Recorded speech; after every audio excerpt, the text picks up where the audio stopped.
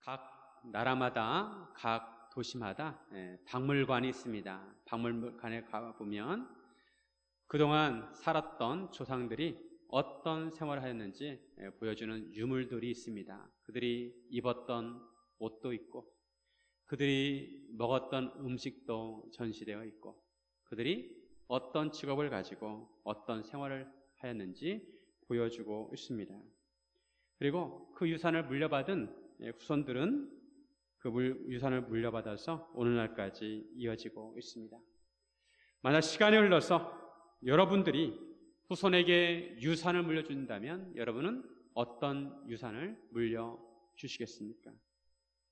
만약 먼 훗날에 우리 후손들이 그 유산을 보고 무슨 생각을 하리라고 생각하십니까? 오늘 본문에 보면 아브라함이 그의 삶을 마치게 됩니다. 호랑이는 죽어서 가족을 남기고 사람은 죽어서 이름을 남긴다는 말이 있습니다. 죽음은 항상 우리를 숙연하게 합니다. 하나님께서는 공평하게 누구나 인생을 한 번 살게 하셨습니다. 인생을 두 번 사는 사람은 없습니다. 한 번뿐인 인생을 의미 있고 후회 없이 살기 위해서는 어떻게 살아야 할까요? 레오나르도 다빈치는 잘 보낸 하루가 편안한 잠을 가져다 주듯이 잘 보낸 일생이 편안한 죽음을 선물로 내린다는 말을 하였습니다. 한평생 우리가 성공적인 삶을 마치고 의미 있는 삶을 살았다면 죽음의 순간에 우리는 그래도 편안하게 삶을 마감할 수 있을 것입니다. 하지만 후회스럽고 잘못된 삶을 살았다면 죽음의 순간이 그렇게 편하지는 않을 것입니다. 우리가 어떻게 해야 우리에게 주어진 삶을 후회하지 않고 보람 있는 삶을 살 수 있을까요? 우리가 어떻게 해야 하나님을 기쁜 얼굴로 맞이할 수 있을까요? 우리가 아브라함의 삶을 살펴보면서 몇 가지 말씀을 나누고자 합니다. 아브라함은 믿음의 조상으로서 믿음의 삶을 살았습니다. 우리도 예수님을 믿고 믿음의 삶을 살고 있습니다. 그런데 이 시대에 믿음을 가지고 산다는 것은 그렇게 녹록하지 않습니다. 많은 도전 속에 살아갑니다. 코로나 팬데믹으로 인해서 여러 가지 변화가 일어나고 있습니다. 이전에는 경험하지 못했던 삶을 살아가고 있습니다.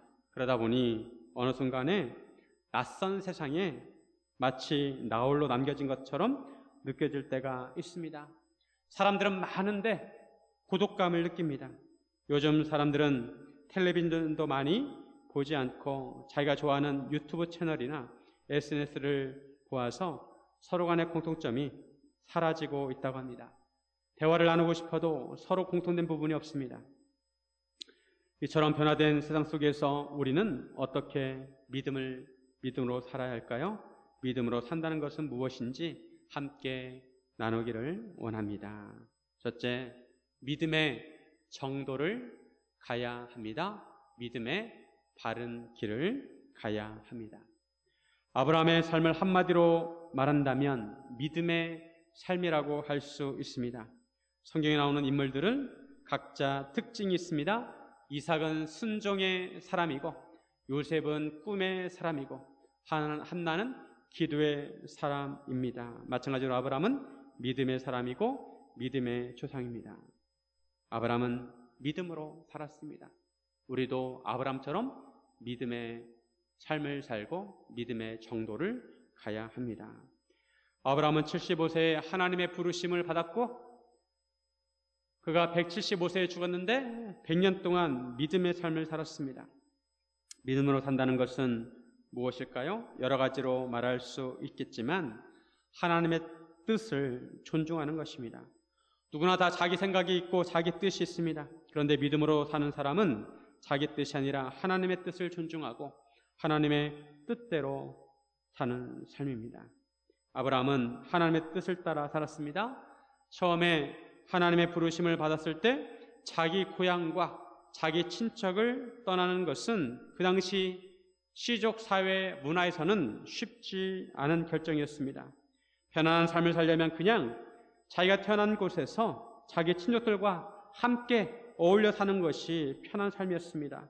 자기 고향과 자기 친척을 떠난다는 것은 안정된 삶을 포기하고 아무것도 보장되지 않은 모험적인 삶일 수 있었습니다. 그러나 아브라함은 자기의 인간적인 생각을 내려놓고 하나님의 뜻을 존중해서 하나님의 뜻대로 길을 떠났습니다. 하나님을 믿고 길을 떠났습니다. 하지만 믿음으로 사는 아브라함의 삶도 흔들릴 때가 있었습니다. 좌충우돌을 겪었습니다. 아브라함이 하나님의 뜻대로 산다고 하였지만 아브라함은 때때로 인간적인 모습을 보였습니다. 자기 생각대로 살려고 하였습니다. 아브라함은 낯선 땅에 살면서 자기의 생명을 잃을까 봐 두려워서 자기 아내 사라를 자기 누이라고 했습니다. 애굽에서도 그랬고 그랄 땅에서도 그랬습니다. 그러나 이것은 하나님의 뜻이 아니었습니다. 아브라함 개인의 뜻이었습니다. 또한 하나님께서 아들을 주시지 않자 아브라함은 여종 하갈을 통해서 이스마엘을 낳게 되었습니다. 이것도 하나님의 뜻이 아니었습니다. 아브라함의 뜻이었습니다. 이처럼 아브라함이 하나님의 뜻이 아니라 자기 뜻으로 살 때 하나님께서는 개입하셔서 아브라함을 바른 길로 가게 하십니다. 사라를 자기 누이라고 해서 빼앗겼을 때 하나님께 개입하셔서 사라를 다시 찾아주십니다. 그리고 하갈을 통해 이스마엘을 낳았을 때도 하나님께서는 그 씨는 언약의 씨가 아니라고 하시면서 내보내게 하십니다. 하나님께서 아브라함으로 하여금 믿음의 정도를 걷게 하셨습니다. 이런 과정을 통해 아브라함은 점점 하나님에 대한 믿음이 깊어지게 되었습니다. 자기 뜻을 내려놓고 하나님의 뜻대로 행하는 믿음의 경지에 오르게 되었습니다.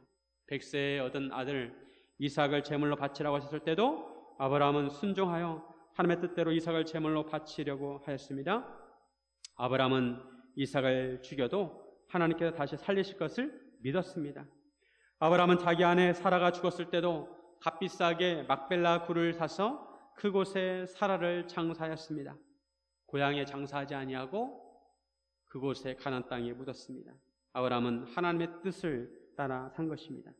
우리가 믿음의 삶을 살려면 나의 생각과 나의 뜻을 내려놓고 하나님의 뜻대로 살아야 합니다. 이것이 믿음의 정도입니다. 믿음의 바른 길입니다. 나의 뜻을 내려놓고 하나님의 뜻대로 사는 것은 그렇게 쉽지 않습니다. 인간은 보이는 대로 생각하고 보이는 것에 근거해서 뜻을 정합니다. 그런데 하나님의 뜻대로 살려고 하면 보이지 않는 것에 대해 믿음을 가져야 합니다. 우리 눈으로 확인이 안 되는 것을 믿고 따라야 합니다. 우리 눈에 아무것도 보이지 않기에 불안할 수 있습니다. 그러나 믿음 있는 자는 눈에 보이지 않아도 하나님의 뜻대로 사는 자입니다. 아브라함은 이런 믿음의 삶을 살았습니다. 아브라함의 믿음이 어느 정도가 되었느냐 하면 예수님께서 아브라함에 대해서 이렇게 말씀하십니다. 요한복음 8장 56절. 너희 조상 아브라함은 나의 때 볼 것을 즐거워하다가 보고 기뻐하였느니라. 아브라함이 예수님의 때를 볼 것을 즐거워하였다는 것입니다. 아브라함으로부터 오랜 세월 후에 예수님이 오십니다. 그런데 아브라함은 그것을 미리 보고 즐거워하였다는 것입니다. 아브라함 믿음으로 먼 훗날 구원자이신 예수님의 때가 임할 것을 보고 기뻐하였습니다. 아브라함은 육적인 눈으로 아무 소망이 보이지 않았지만 믿음의 눈으로 주님을 바라보았습니다. 그리고 즐거워하고 기뻐하였습니다. 이처럼 믿음이 있는 자는 상황이 좋지 않아도 기뻐할 수 있습니다. 아브라함이 믿음의 정도를 걸었을 때 하나님께서 눈에 보이지 않지만 먼 미래의 구원의 기쁨을 주신 것입니다. 믿음은 이런 힘이 있습니다. 이 세상의 믿음만큼 우리에게 소망을 주는 것이 무엇입니까? 자본주의에 살아서 사람들은 돈을 최고의 가치로 여깁니다. 모든 가치의 평가를 돈으로 합니다. 그러나 아무리 재산과 물질이 많아도 그것은 다음 세상을 보장하지 못합니다. 하나님의 나라는 돈으로 갈 수 없습니다. 믿음으로 갑니다. 아브라함은 우리에게 영원한 나라, 하나님의 나라에 들어가기 위해서 어떻게 살아가는지 보여주었습니다. 하나님의 나라는 믿음을 가져야 갈 수 있습니다.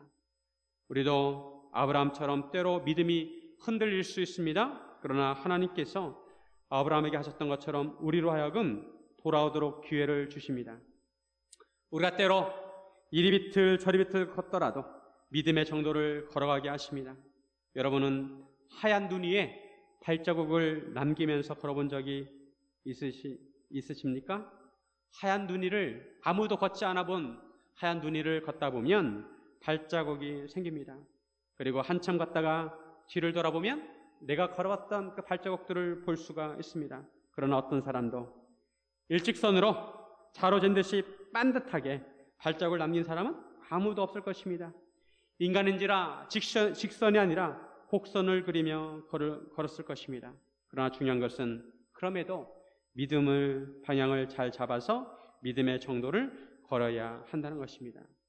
사랑하는 성도 여러분, 최근에 믿음이 흔들린 적이 있습니까?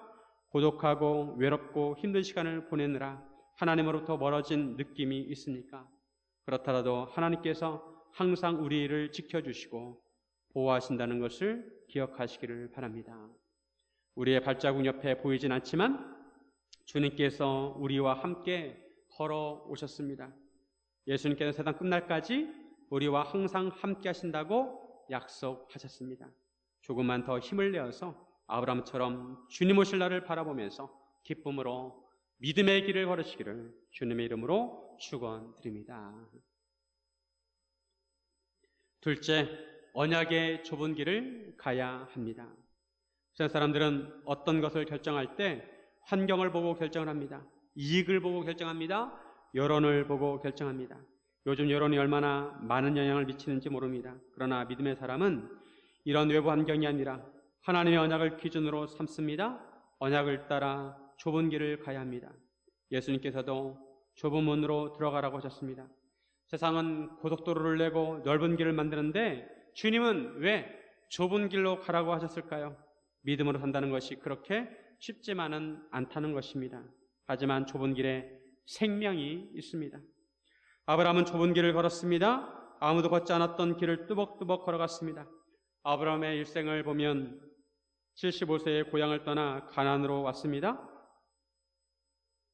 100세에 이삭을 낳았고 137세에 아내 사라를 먼저 떠나보냈습니다. 140세에 이삭을 장가보내고 160세에 손자 야곱과 에서가 태어났습니다. 그리고 175세에 삶을 마감하게 되었습니다. 7절에 보면 아브라함의 향년이 175세라 말씀합니다. 향년이라는 것은 히브리어 개념으로 하루하루가 축적된 것을 의미합니다. 인생은 누구나 하루하루 살아갑니다. 일주일을 한꺼번에 사는 사람은 없습니다. 그 하루하루를 아브라함은 믿음으로 살았습니다. 아브라함은 화려한 삶을 살지 않았습니다. 영웅적인 삶을 살지 않았습니다. 아브라함은 모세나 엘리야처럼 기적을 일으키지 않았습니다. 그저 하나님의 언약을 붙들고 자기가 가야 할 길을 하루하루 충실하게 살았습니다. 하지만 하나님께서 이런 아브라함을 믿음의 조상으로 삼으셨습니다. 8절에 보면 8절에 나이가 높고 라고 되어 있는데 나이가 높다는 것은 충만하다는 뜻입니다. 즉 하나님께서 아브라함의 삶을 만족하게 하셨다는 것입니다. 아브라함이 죽자 이삭과 이스마엘이 에브론에게서 산 밭에 있는 막벨라굴의 장사였습니다. 이미 사라가 묻혀있던 곳입니다. 장례는 가족들을 다 모이게 합니다. 관계가 좋든 나쁘든 사이가 가깝든 멀든 한 혈통들은 다 한자리에 모이게 합니다. 이삭과 이스마엘은 함께 아버지의 장례를 치렀습니다. 아브라함의 본처는 사라입니다. 사라에게서 이삭을 낳았습니다. 이삭보다 먼저 이스마엘이 태어났습니다. 아들 기다리다 참지 못한 아브라함은 이 애굽의 여종 하갈에게서 이스마엘을 낳았습니다. 사라가 먼저 제안을 하였습니다. 오늘 본문 12절부터 16절까지는 하갈이 낳은 아들 이스마엘의 족보가 나옵니다. 이스마엘은 12아들을 낳았습니다. 이것도 하나님께서 미리 아브라함에게 알려주셨습니다. 하갈에서 낳은 이스마엘을 통해서도 자손이 번성하였습니다. 그리고 아브라함은 구두라라는 첩이 있었습니다. 오늘 본문에 보면 구두라를 통해 낳은 자손들의 명단이 나옵니다. 구두라는 아브라함을 통해 6명의 아들을 낳았습니다. 시므란과 욕산과 무단과 미디안과 이스박과 수아를 낳았습니다. 이 중에 욕산은 스바와 드단을 낳았고 드단에게서 아스르 족속과 루드시 족속과 루음미 족속을 낳았습니다. 미디안의 아들은 에바와 에벨과 한옥과 아비다와 엘다입니다. 그들을 통해 꽤 자손이 번성하였습니다. 이에 비해 이삭의 족보는 왜소해 보입니다. 아브라함의 본처인 사라가 낳은 자손은 이삭 하나뿐입니다. 이삭은 리브가에게서 야곱과 에서 두 아들 낳았습니다. 하갈이 낳은 자손들과 그두라가 낳은 자손들에 비하면 번성하지 못한 것처럼 보입니다. 하나님께서는 왜 이렇게 하셨을까요? 언약의 자손이면 왕성하게 번성하게 해주시면 좋을 텐데 하갈과 그들의 자손들에 비하면 너무나 왜소합니다. 언약의 자손도 어렵게 낳게 되었습니다. 이삭은 아브라함이 100세에 사라를 통해서 아주 어렵게 낳았는데 첫 그두라를 통해서는 6명의 아들을 낳았습니다. 그두라가 사라가 죽기 전에 첩이 되었는지 죽은 후에 첩이 되었는지는 알 수 없습니다. 그런데 아들을 낳은 것이 사라가 아들을 낳는 것은 너무나 어려운데 그두라에게는 너무나 쉬워 보입니다. 하나님께서 왜 이렇게 하셨을까요? 하나님께서는 언약을 따라 좁은 길을 걷기를 원하십니다. 아브라함이 새 여인으로부터 많은 아들을 낳았지만 그 중에 오직 언약의 자손은 이삭만 인정하셨습니다. 아브라함은 언약을 기준 삼아 살았습니다. 그래서 상속자를 정할 때도 언약의 아들 이삭으로 정합니다. 아브라함은 이삭에게 자기의 모든 소유를 주었습니다. 왜냐하면 이삭은 아브라함의 언약의 상속자이기 때문입니다. 하나님께서는 이삭을 언약의 씨로 인정하셨습니다. 다만 아브라함은 서자들에게도 재산을 나누어 줬습니다. 그리고 자기 생전에 그들로 하여금 이삭을 떠나 동쪽 땅에 가게 하였습니다. 아브라함은 자기가 죽은 후에 별 탈이 없도록 서자들을 미리 이삭으로부터 떠나게 해서 상속자의 정리를 하였습니다. 그 이전에 하나님의 말씀을 따라 이삭을 괴롭히던 이스마엘도 내보냈습니다. 아브라함은 이삭을 자기의 상속자로 정하고 주변을 다 정리하였습니다. 아브라함이 이렇게 한 것은 아브라함이 하나님의 언약을 기준으로 삼았기 때문입니다. 창세기 21장 12절에 보면 하나님이 아브라함에게 이르시되 내 아이나 내 여종으로 말미암아 근심하지 말고 사라가 내게 이른 말을 다 들으라. 이삭에게서 나는 자라야 내 씨라 부를 것임이니라. 아브라함은 하나님의 언약을 기준 삼아 결정하고 살았습니다. 이것이 바로 믿음의 삶입니다. 아브라함이 언약을 기준 삼아 살았을 때 하나님께서도 이런 아브라함의 삶을 인정하시고 이삭에게 복을 주십니다. 11절에 보시면 아브라함이 죽은 후에 하나님이 그의 아들 이삭에게 복을 주셨고 이삭은 부엘라 헬로이 근처에 거주하였더라. 믿는 자는 하나님의 언약을 삶의 기준으로 삼아야 합니다. 왜냐하면 하나님의 언약은 영원하고 반드시 이루어지기 때문입니다. 성도는 하나님의 말씀을 기준으로 삼아야 합니다. 요즘처럼 가치관이 혼란스러울 때가 없습니다. 너무 혼란스럽습니다. 인간들은 자기들 편한 대로 법을 만들고 제도를 만들어서 자기들의 세상을 만듭니다. 하나님은 안중에도 없고 오히려 하나님을 대적합니다. 마치 바벨탑을 쌓는 것과 같습니다. 이런 세상에서 믿음으로 산다는 것이 쉽지 않습니다. 그럼에도 우리는 언약의 좁은 길을 가야 합니다. 세상 사람들이 넓은 길로 갈지라도 우리는 하나님께서 정해주신 좁은 길을 가야 하는 것입니다.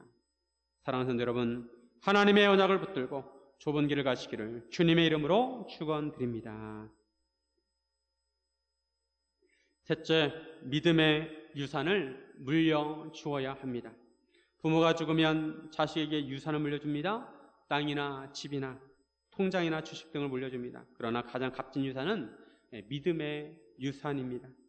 아브라함은 이삭에게 믿음의 유산을 물려주었습니다. 오늘 본문에 보면 이삭이 기도하는 모습이 나옵니다. 21절에 보면 이삭이 그의 아내가 임신하지 못하므로 그를 위하여 여호와께 간구하매 여호와께서 그의 간구를 들으셨으므로 그의 아내 리브가가 임신하였더라 하였더니 이삭은 임신하지 못하는 리브가를 위해서 기도하였습니다.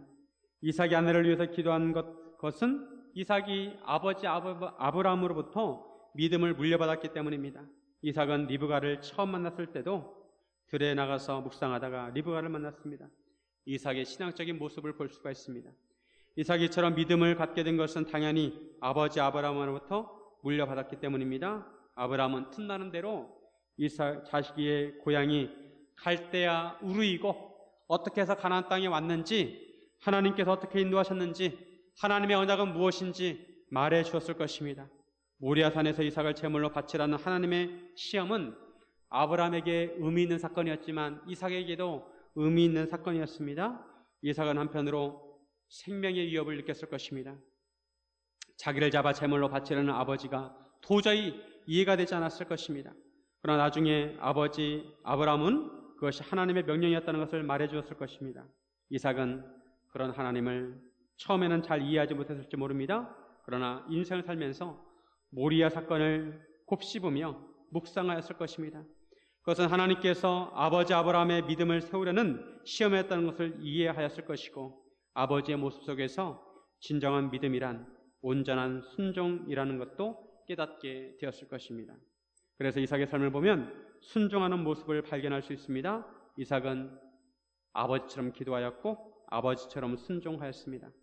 하나님께서 이삭의 간구를 들으시고 리브가로 하여금 임신하게 하셨습니다. 결혼한 지 20년 만에 쌍둥이를 낳게 됩니다.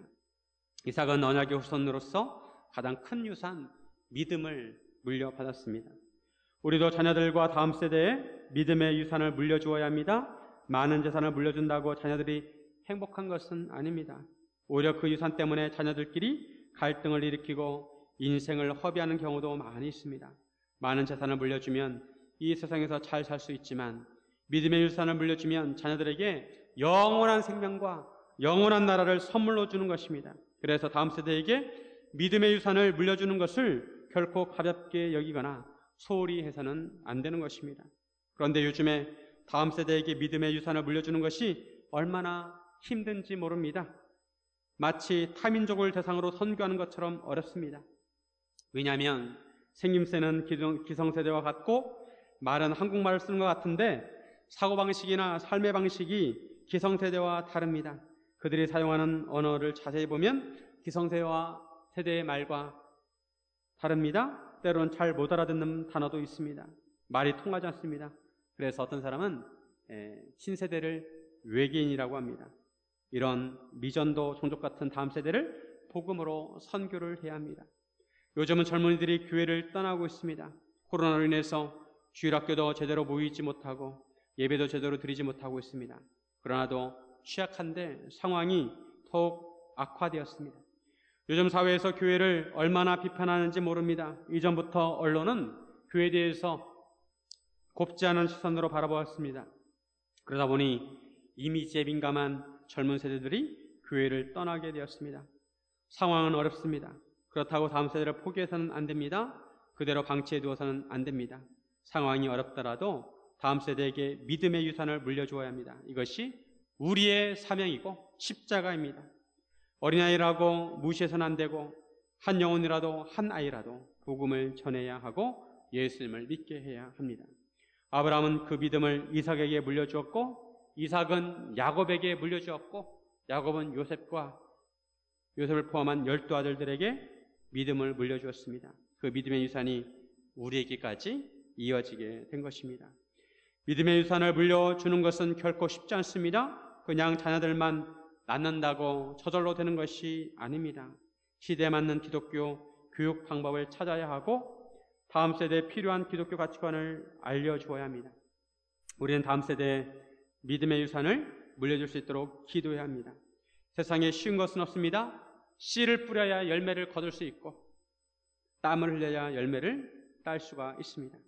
아브라함도 이삭을 낳기 위해 가나안에 와서 25년 동안 기다렸습니다. 그동안 우유곡절이 많았습니다. 이삭도 60세의 아들을 얻기까지 20년 동안 기다리며 기도하였습니다. 한 번 기도하고 끝나는 것이 아니라 계속해서 기도했다는 것입니다. 21절에 간구하다라는 단어는 향을 태우다라는 말에서 나왔습니다. 하나님께 기도한다는 것은 경건한 자세로 하나님께 기도를 드리는 것입니다. 이처럼 우리는 다음 세대를 위해서 계속해서 기도하고 정성스럽게 기도해야 할 것입니다.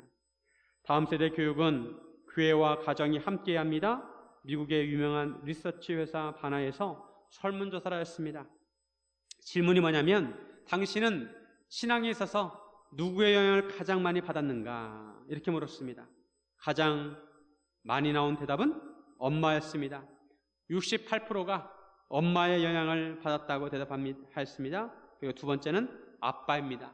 46%.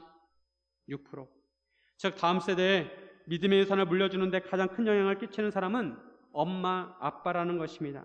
가정의 영향이 가장 크다는 것입니다.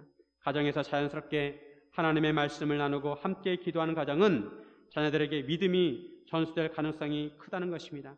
그렇다고 사춘기 자녀들에게 윽박질러서는 안 됩니다. 아이들의 마음이 열릴 때까지 기다려 주어야 합니다. 그때까지는 부모가 사랑을 계속해서 보여주어야 합니다.